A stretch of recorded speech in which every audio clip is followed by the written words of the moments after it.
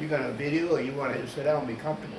Go ahead. Oh, There's seats over there if you want. okay. First class seats. All right. Or do you want any video? No, he's gonna shoot you. I'm in a video. He's gonna take the video. All right, here we go. About 2 years ago, I read a book. It was called I Could Never Be So Lucky Again. And it was Jimmy Doolittle's autobiography. Well, I'm a pilot, so I read it again. Then I found out that Doolittle's co-pilot on that range in 1942 is still alive. And he lived just south of here. I was able to sit down and talk to him for 2 hours. He's sharp as a tack, he's 97. Came back here and I found out that the author that worked with Jimmy on his book lives in Dallas. So I met the author, I met his co-pilot. So what you're going to see for the next few minutes, Jimmy Doolittle. I'm going to take you back to 1930. Things were not good. The Japanese had already started moving into China. Germany was building up. Hitler had taken over. He started the Second World War, as you know. And I'd made a trip to Germany in '37, and I was taken through the factories, and you could see real fast what Hitler was doing. He was building war machines. I kept up with my old boss in the First World War, a guy by the name of Hap Arnold. He was a 2-star general. And I was talking to him off and on. Well, in '39, when Hitler walked into Poland, started war, I was contacted by General Arnold, and he said, do you want to go back on active duty? Because I'd been working for a Shell Oil Company all during the 30s.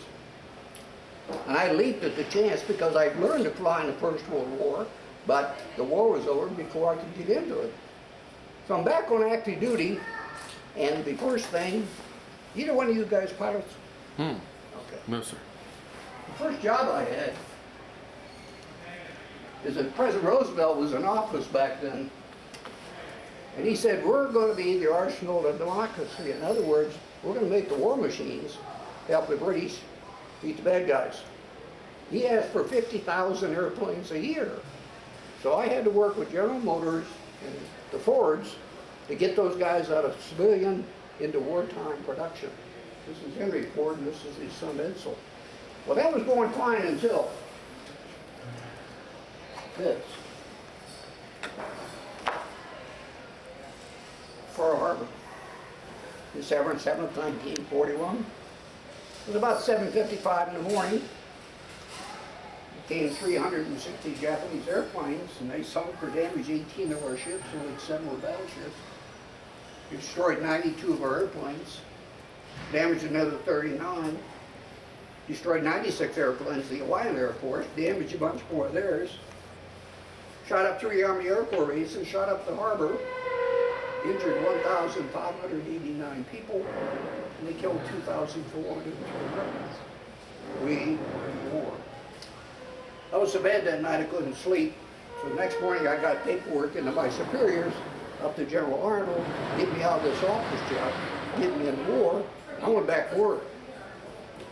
It was about 2 weeks after that, President Roosevelt got together all the top generals and admirals. Winston Churchill came over from England and brought all his guys.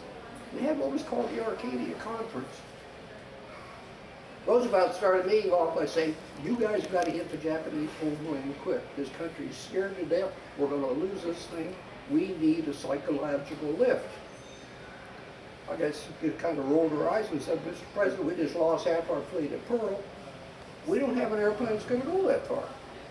He says, I don't care. I'm going to call you every day until you tell me how you're going to do this. Well, I didn't know any of this was going on. On Christmas Eve, when I got ready to go home for Christmas, I got an emergency message to get to Washington, D.C. And I thought, good, I'll be out of this office job, I'll be back in the airplanes. But they gave me another office job. One thing you have to understand, the Doolittle raid wasn't my idea. It was a Navy guy by the name of Captain Francis Lowe, known as Frog to his friend. He was a submariner. And on January 10th of '42, he was sent down to Norfolk to look at a new aircraft carrier called the Hornet. while he was there, he noticed the training base, and what they had done is they had painted the outline of the aircraft carrier deck on the runway for training. And Lowe, who's known as Frog by his friend, Frog's watching this, and occasionally medium bombers like this would come by making practice bombing runs. Well, Lowe knew enough about airplanes to know that bombers could go further than fighters, and he got to thinking, could we put an Army bomber on a Navy aircraft carrier and sneak up on the Japanese and attack them as they did us? Well, that night he went back to his boss, Admiral King, told him the idea. And of course, that was a big issue because the Army and Navy didn't like each other. And the politics involved were something else. But he told Admiral King about his idea. King sent him to the ops officer, a guy by the name of Don Duncan.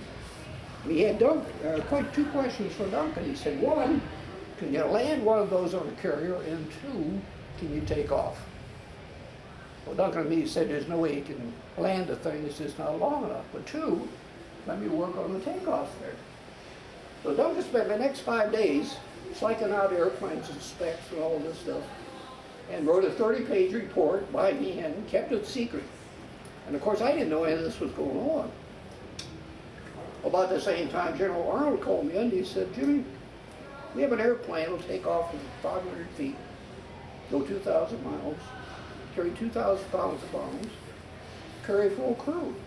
Well, this will be 18, 23, 25, 26. But you're going to have to modify it, extra fuel tanks, so on and so forth. So he said, why don't you go back to your office and work on this and see what you can come up with? But he didn't tell me what the Navy had already done. A couple days later, he called me back. He said, I forgot to tell you something. I said, what's that? You only got 75-foot clearance. That wiped out 3 of the 4 airplanes that I recommended. The only one that's going to fit is a B-25. It's got a 67-foot wingspan. I said, whatever you guys are going to do, that's your airplane. So here's what we're going to do. We're going to take that new aircraft carrier Hornet. We're going to put 16 of those B-25s on there. We're going to sail within 450 miles of Japan. We're going to launch the airplanes, down Tokyo and 4 other cities, up over to China, get some more gas, and then deliver all the airplanes to Chongqing, China, to a new Air Force. I said, well, that sounds like a plan. Then he said the magic words. I need somebody to do this. Immediately he took the job. He said, the first thing is you'll get anything and everything you want. If anybody gets in your way, you call me direct. Now, he was a 2-star general.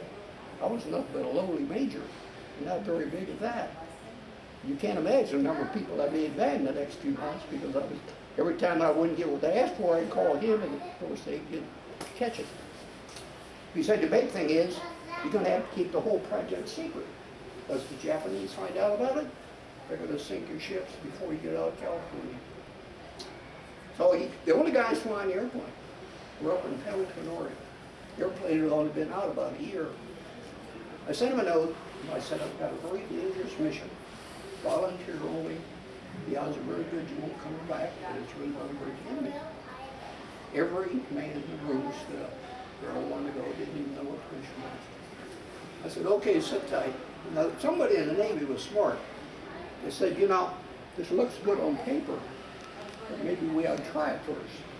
So what they did on the 2nd of February, they took the Hornet out of Doolittle with 2 B-25s on board. There's a minimum speed you have to be going in case one engine quits.